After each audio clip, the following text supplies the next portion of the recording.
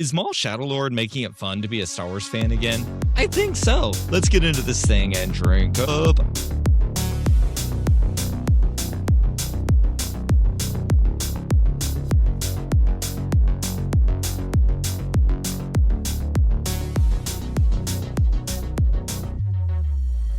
I've been thinking a lot lately, as I shouldn't say a lot lately because it's been airing for just a few short weeks. However, Maul Shadowlord is so good. It's brought back our ace queen, our sissy Sith himself. Maul is back and he is badder than ever. This time he's got a whole crew with him that is just making this show so much fun to watch. And while I've been watching it, I've also been on the social media a whole lot more, where I feel like it's kind of been fun again, right?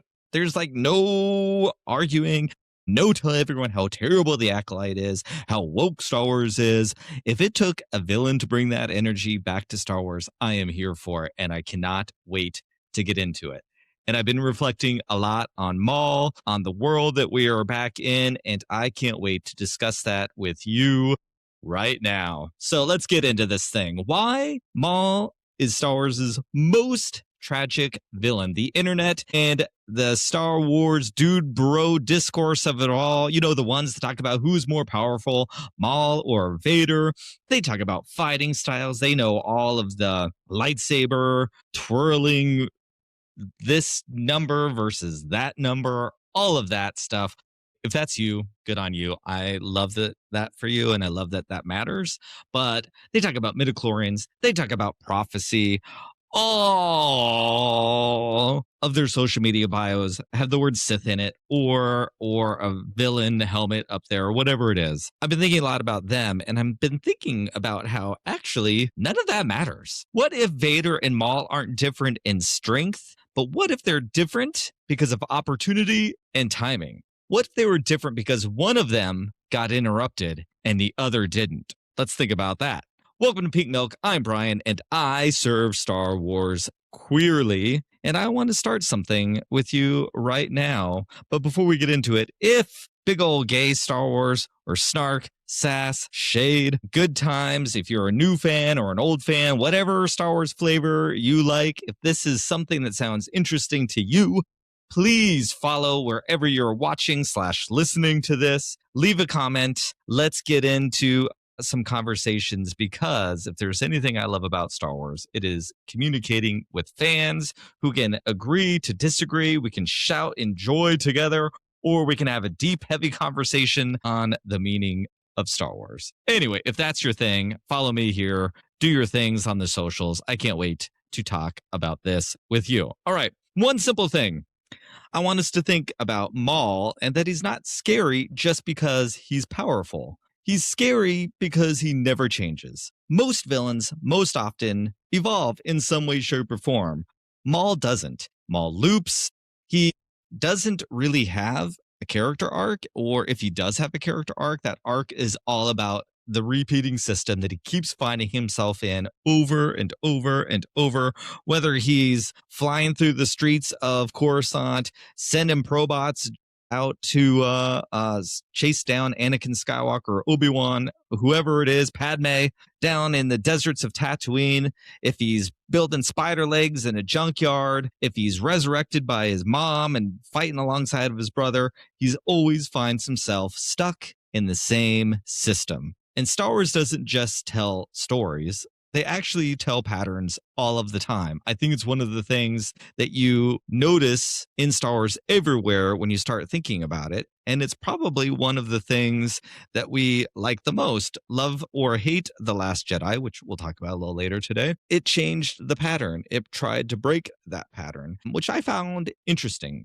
Did it work all the way for me? Not so sure. But I like the idea of challenging a pattern. I like the idea of a pattern to speculate, when is it going to break, who's going to break it, who's going to repeat it. All of those things is the simple storytelling that Star Wars finds itself in and gives us great characters to play in that. So once you notice the patterns in Star Wars, you see them everywhere. Broken people don't just fall once, they fall in cycles. And this idea changes everything, because based on a lot of the ideology that The Clone Wars brought in with Maul was all about a Greek myth. A man named Sisyphus. Yes, talking Star Wars queerly, serving it with shade and with sass. And now we're talking about Sisyphus. I mean, and our ace queen Maul, that boy can sissy, that walk and sashay that lightsaber away, and I am here for it. However, the Greek myth Sisyphus, he was condemned by the gods to roll a builder up a hill forever. Every time boy hits the top of the hill, the boulder rolls right back down. No ending, no resolution, just repetition. Philosopher Albert Camus wrote once about this, and he said, the struggle itself, well, it's enough to fill a man's heart. And that struggle, that emptiness is why we connect to Maul. I think all of us have had moments in our life where the struggle overpowered us. Maybe we all had that boyfriend and somewhere a long time ago. Hopefully it wasn't a long ago. And if you find yourself with this person right now, cut the cord. All right. I've been there. Don't do it. All of us have found ourselves in relationships, whether it's a romantic partner, a relative, a friend, a coworker, that no matter what we do, it just doesn't work. We just try to build it back up and we just roll right back down that hill, and it creates such an empty feeling. That struggle is so real. And I actually think beyond the horns, beyond the rad makeup, beyond the kicks and the flips and the sachets and the sissy walks that Maul loves to serve us, that's what we're connecting to. I think we all connect to those times in our life. Hopefully they're behind us, not in front of us. If we're currently in them, let this be your opportunity to clip them away. Sissy, that walk right out of that bad, toxic relationship. But these are the things that we connect to him about. We've all been there at some point in our life, a time where life struggles replaced our meaning, but where struggle outweighed the future and it just felt never ending. That's Maul. Not a villain with a plan, a system stuck in motion, revenge, loss, obsession, survival, revenge again. He doesn't ever escape it. He just re-enters it over and over and over and over again. And this is where Vader differs greatly from Maul, where that debate of power, fighting skill, midichlorian counts, training doesn't matter. Dudes both got robot legs. That's about as in common as they've got, and they probably both hate Palpatine, right? Maybe there's two things our dudes have in common, but it isn't the power or the fighting style or its technique. He differs in timing because of an opportunity given to Vader and not to Maul. He gets an interruption, being Vader. Vader gets an interruption from Luke Skywalker, his son. Luke Skywalker doesn't defeat Vader with the Force. It's not about the fighting techniques. It isn't about the time he had to train. It isn't about midichlorians. It's about identity. And when Luke Skywalker says to Dad, I'm a Jedi like my father before me, Luke Skywalker saw that Darth Vader and that Anakin Skywalker were two different people. No, Obi-Wan didn't lie. It's all from a certain point of view. And that line isn't about truth. It's about recognition, recognizing that Anakin was a person before Darth Vader. Luke looks at Vader and says, you're not only Vader, you're not only this. And that creates a space for Vader to breathe in. It gives him a moment to reflect. It gives him a moment to wonder and to ponder and to remember in between each of those mechanical breaths. I remember Padme. I remember those ideals I once stood for. Can I go back there again? Those are deep thoughts inside of Vader. But between those mechanical breaths, he had space to think. Maul never gets that opportunity. He never gets that space because he always is in that cycle. He never, ever, ever gets an opportunity to breathe. And that, I think, is where the biggest difference between Maul and Vader sits. This is where Star Wars stops being fantasy, it stops being a space opera, and it stops being polite and starts getting real. If you know, you know. This isn't just mythology, it's a cycle. And it's a cycle that we've all experienced. It's the anger that loops in all of us when we reflect on bad times. Like, look, as a gay dude and a gay dude who came up in the there's lots of trauma and lots of triggers that make me angry like that. And I have to breathe. I have to do my box breathing. In 4, hold for 4, out for 4, and sit for 4. And you do that. Box breathing's great. Everyone do it. Maul, try some breathing. But in those moments, I get triggered and I find myself in that pattern, the same patterns that Maul gets into. Luckily now I have not 1, not 2, but 3 Luke Skywalkers at home to remind me of the person that I can be. So it's that cycle that separates Maul and Vader. It's the pain that becomes identity. It's the only difference between healing and repetition is interruption. If there's only one thing that can break repetition is interruption. Nobody is interrupting Maul, and that is where the real tragedy is. That's what's so heartbreaking.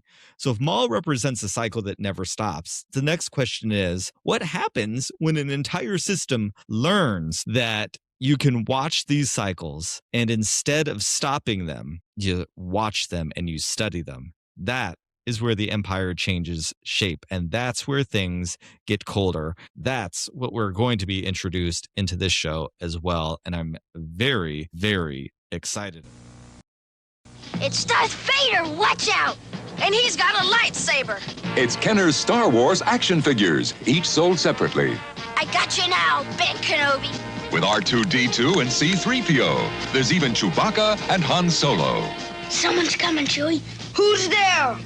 It's Princess Leia and Luke Skywalker. Now I know the Force is with us. Darth Vader, R2-D2, C-3PO, and other Kenner Star Wars action figures, each sold separately. Speaking of the Empire, they're right around the corner. They are sitting just outside of this city, Jerinx, that we've been introduced to in this show. And they're bringing a level of cold calculation to the show that is going to be much needed. But speaking of the look of a show and the Empire and how these two things are going to go together is really cool. So the question is, why does Star Wars, and more specifically, why does Maul Shadow Lord look so different? Why does it matter? The Empire isn't built on fear alone. It's built on surveillance. Hello, my lovely little spybot droid, Glup Shadow for life.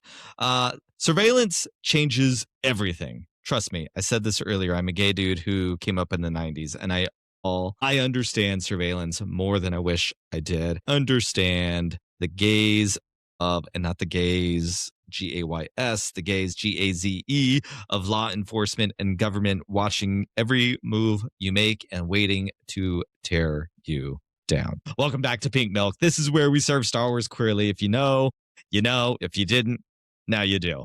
But I want to sit with this idea for just a minute. The Empire doesn't need to destroy rebellion. It just needs to observe it. And I think that is something that has been changing in this new era of Star Wars with Andor, which we'll talk about here in a second. And I think that's going to be a big part of this Maul's story going forward, which I'm really excited to see how that comes. The Empire, we are known as starkness, as sterile, as bland, as procedural.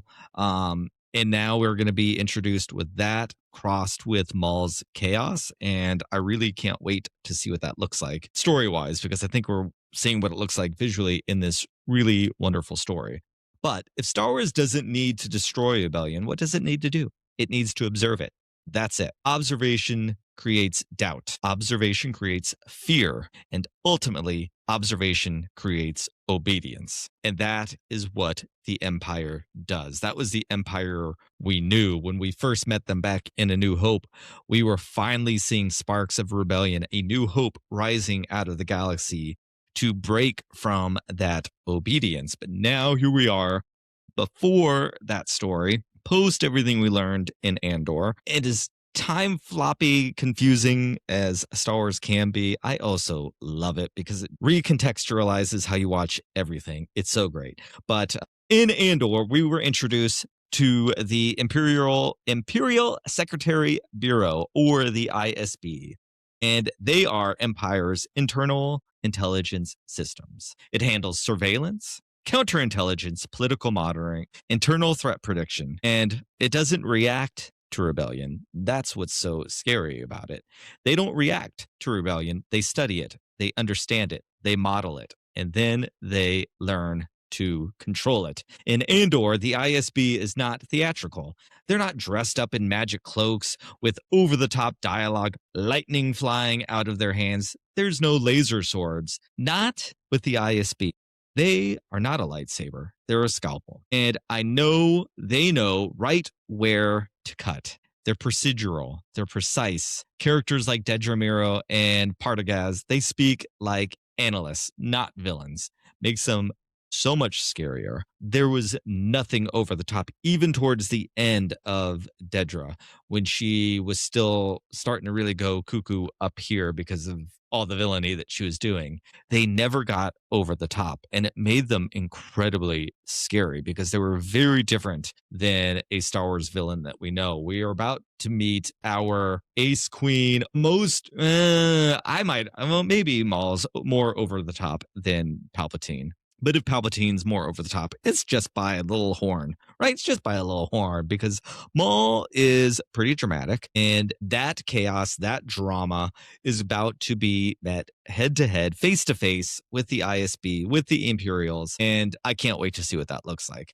But they talk about behavioral anomalies. They talk about data patterns, sector instability. Rebellions become measurable, predictable, manageable. That's what's so scary in Andor. That is what's going to be really interesting about this, because there is nothing predictable, nothing measurable. There's really nothing manageable about Maul. He is just chaos. It is rage after rage after rage, as we've discussed, because every time dude goes to take that breath that he's never been afforded, something goes wrong. So how is the ISB, how is the Empire go and deal with that? I mean, we know that they're going to send Vader, probably is going to send off some of the Inquisitors after him, who maybe they're a little more unpredictable, but how the galaxy, how the Empire is going to work against Maul and his Shadow Syndicate is really, really exciting. The real shift, though, is that the Empire isn't just oppressive. They're informational. It doesn't crush emotion, it tracks it. And once emotion becomes data, people become systems. And right now, in Maul Shadow Lord, the threat of them is right there outside of Jerich's city's wall. Their cold and their calculated menace is about to counter Maul's chaos. And it's felt not just because of the show's writing, but like I said, it's also visceral by design. The visual language of Maul Shadow Lord is pretty incredible. I know there's been a lot of talk about this in other shows, but I don't know if I've heard it quite the way I'm seeing it, and I'm really excited about it. But Lucasfilm didn't just update how Star Wars looks, they changed what it feels like to watch it. And I think that is the thing that you can't touch. It's intangible. That's the part of art that we react to, that we don't always know what we're reacting to. It's a feeling, and I think the show has captured a feeling beautifully. Dave Filoni described the approach as Clone Wars, but a little bit more extreme. Personally, I like what the creative team went with this, and they went a little bit further, calling the style painterly malice.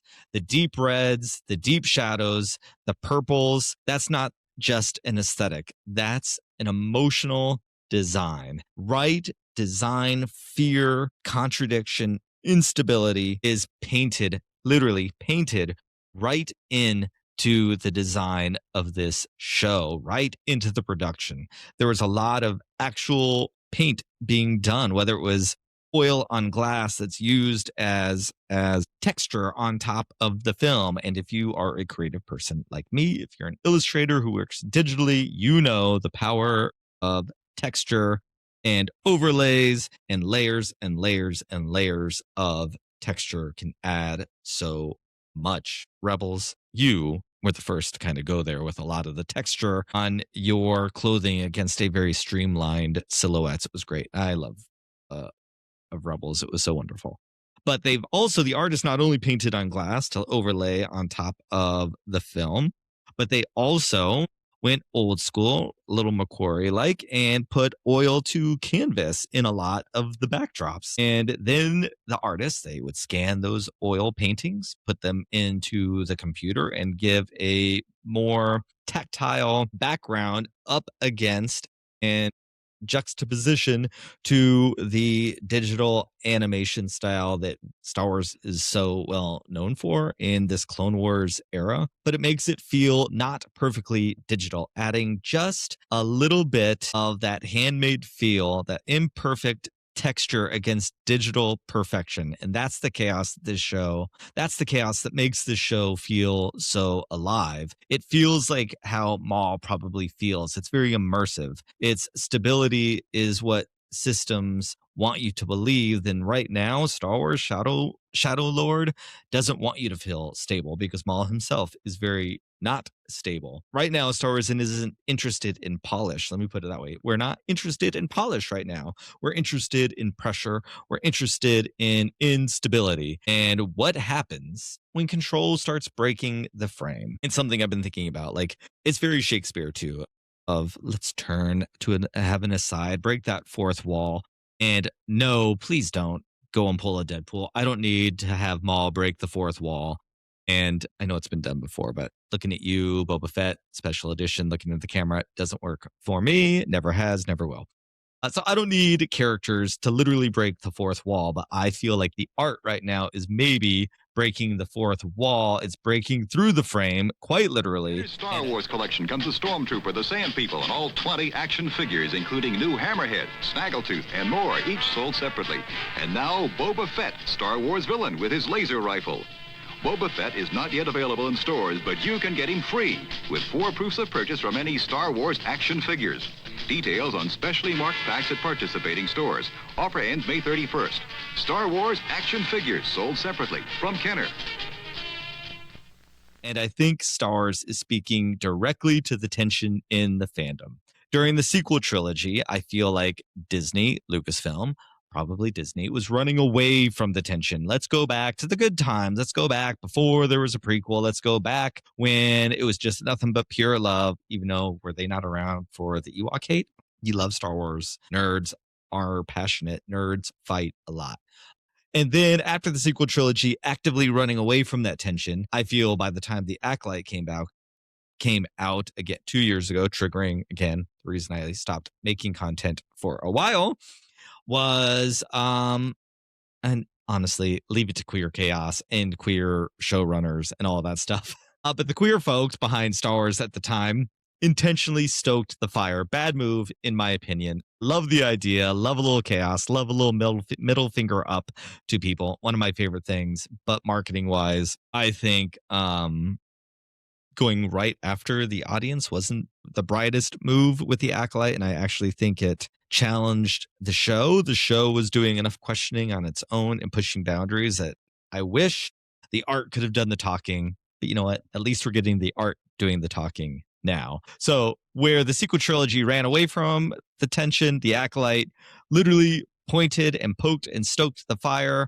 Maul Shadow Lord is actively in it, engaging with it, and is forcing us to look at it. It's messy, it's dark, and honestly, right now, it is so much fun. So if the Empire is pressure, if Maul is countering that pressure with chaos, then the next question is simple. What happens to someone born directly inside of that pressure and invited to join the chaos? That's where Devin enter. All right, let's see. Devin, could she be the missing story in the sequel trilogy?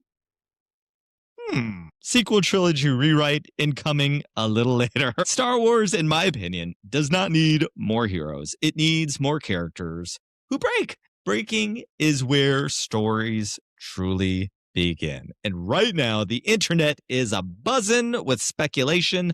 I love me some speculation.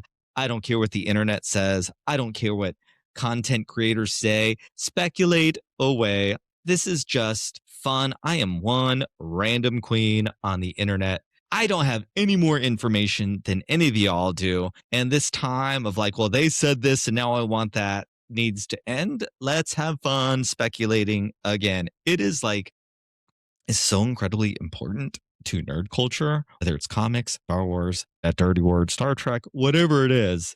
It's half the fun. Our last episode with Alden. You and I spoke about this, but like the fights, the arguments, the heated debates, whatever you want to call them, in the middle of a comic book store made it so much fun to be a nerd. The internet should be like the comic book store of all comic book stores. Endless rack of get their point of view. It should be so much fun. Anyway, they are a buzzing with who Devin could become. Could she be Darth Talon? I don't know. Anyway, we're back. I'm Bryan, and if you haven't yet subscribed, please do leave a comment.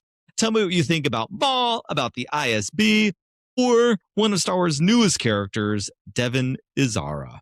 All right, so speculation station. She could be Darth Talon. Who is she? Let's do a quick 1, 2, 3. Well, Darth Talon is a character that has the internet stoked.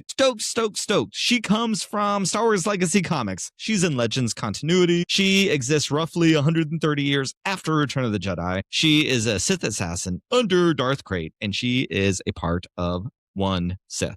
Fully covered in black tattoos against her red skin. She's very reminiscent of Maul, and she is trained as an enforcer following Sith ideology. She isn't just a warrior. She really isn't Darth Maul 2.0, and she certainly isn't just the scantily clad Twi'lek that you see on every YouTube thumbnail out there. To me, she represents identity written over with power. That is where I think we're going here. Maul Shadowlord made it very clear that she was a Padawan. They made it very clear that she does still believe in what they stand by, even though Maul called her out on being indoctrinated as a child into this cult. I don't remember what his exact quote was, but I was here for it. However, when she responds, I still believe in those things, but we also just saw her trying to steal. I think she might be saying that to herself more to convince herself that that's what she wants.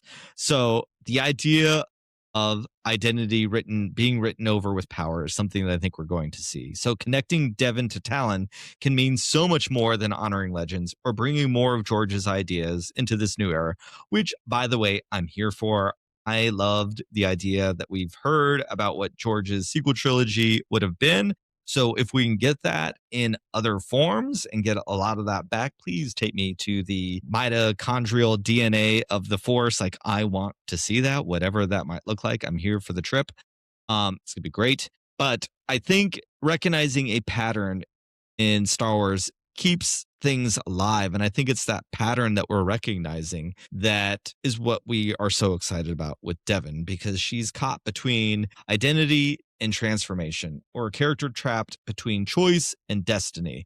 That is in Star Wars. It's in Star Wars' DNA. It's what Star Wars loves to do. And right now, Devin sits right in that threshold of choice versus destiny, past versus future. Maybe for canon obsessives, she matters whether or not she's going to be Darth Talon or not. But for the story, it's not the point. It's not about a label. It's about the fall, or it's about the resistance to that fall, or what causes either the resistance or the fall itself. That is what it's all about. And that is what I'm very excited about with Devin. And while watching her story, it got me thinking a little bit about the sequel trilogy. So can we step into just a little different of a timeline for a second? Let's rewrite history, if you will, and let's step into a little bit of sequel trilogy shade, if you will.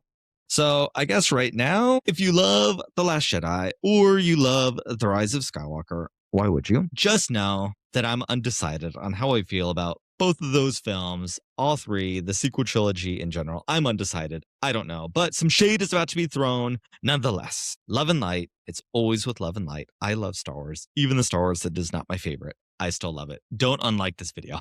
All right. What if after the throne room in that lightsaber duel in The Last Jedi, the one that never causes any internet debates, nothing about The Last Jedi ever causes drama online, the one between Maul, Kylo, and all the red guards and the curtains that fly up into flames, our queen of all queens, Snoke chopped in half, our Liberace of Star Wars no more. During that fight, at the end of that fight, what if Kylo Ren actually died? No, I don't mean metaphorically, not symbolically, but dead as a doornail. And what if in that moment he comes back as Ben Solo? What if the last arc of The Last Jedi was actually about Ben Solo and the split finally resolves itself after an entire almost 2 whole movies? What if that resolved itself and the struggle of his entire arc, who he is he a solo Skywalker that he was born to be, or is he Kylo Ren and the choices that he made? Is he light? Is he dark? What if that was the struggle? That was the struggle that made the character so great until they turned it into a bit of a joke with the more, whatever that business was. But what if in that scene, Kylo dies, Ben lives, and at that same moment, Rey is revealed not as a nobody, but as the Palpatine that she ultimately is? What if she was given a legacy that she never asked for, but one that reshapes everything? And instead of resisting it, she turns decisively, because power finally makes emotional sense to her in a way that restraint never did. So by the end of The Last Jedi, the board is already flipped. Rey slipped into darkness at the end of the film. Ben is on that ship at the end of the Millennium Falcon with Leia, not Rey. There is no Broom Boy. There is no hope for the Jedi to return. That one change reframes everything. And with it, The Rise of Skywalker being about redemption becomes more about us watching someone we care about slowly disappear into the power, into the darkness. Will she become Emperor 2.0, Empress Skywalker, or Empress Palpatine? Will that be our girl, Rey? Rey falls in that one moment. She falls further into darkness with every choice, big or small, all throughout The Rise of Skywalker. And after that, after the question becomes, can she come back? Not because of destiny, not because of a redemption arc, not because someone refuses to give up on, not ownership, but shared survival after a collapse. That, to me, would bring Ben and Rey together in a beautiful way. To see them get married at the end of that movie, very reminiscent to Anakin and Padme, could be so beautiful. It would have been so rad. Maybe we could have gone back to Octu, stood on that same cliff where she met Luke Skywalker, and together, maybe they actually adopt the name Skywalker, ditch Solo, because they know that the word Skywalker has so much meaning and hope in the galaxy. And when it looked like all was lost, the Skywalkers come back. I want that movie. But maybe we can get that now in a story like this with Devin. Maybe it's in Shadow lore that Devin isn't Destiny because she isn't wrapped in legends. Maybe in this story, because she isn't Darth Talon, because she's not canon yet, she isn't wrapped in that destiny. She right now is instability in motion. Because of who legend says she can be, she could fall or she could rise. She could exist in both states. Perhaps that's her role now in canon, is maybe playing with a little bit of legends versus now. And that could be what's interesting. And Maul represents the gravitational pull of that repetition. Because of what cycles do, they recruit. She will break the darkness like characters often do.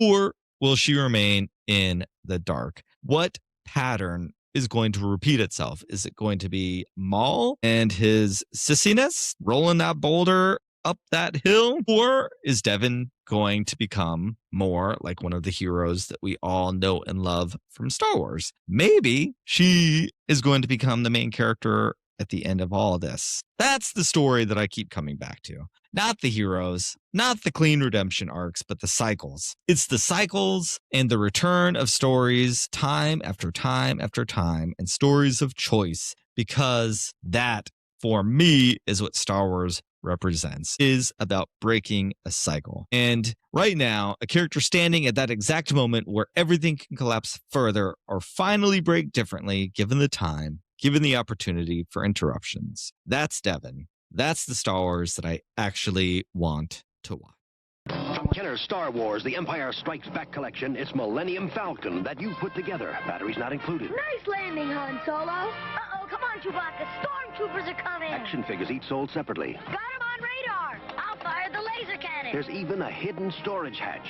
Ready for takeoff. Jump to light speed. We're gone. On to the Death Star.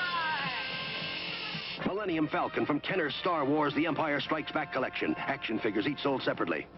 So when we ask, is Maul Shadow Lord making it fun to be a Star Wars fan again, isn't the right question.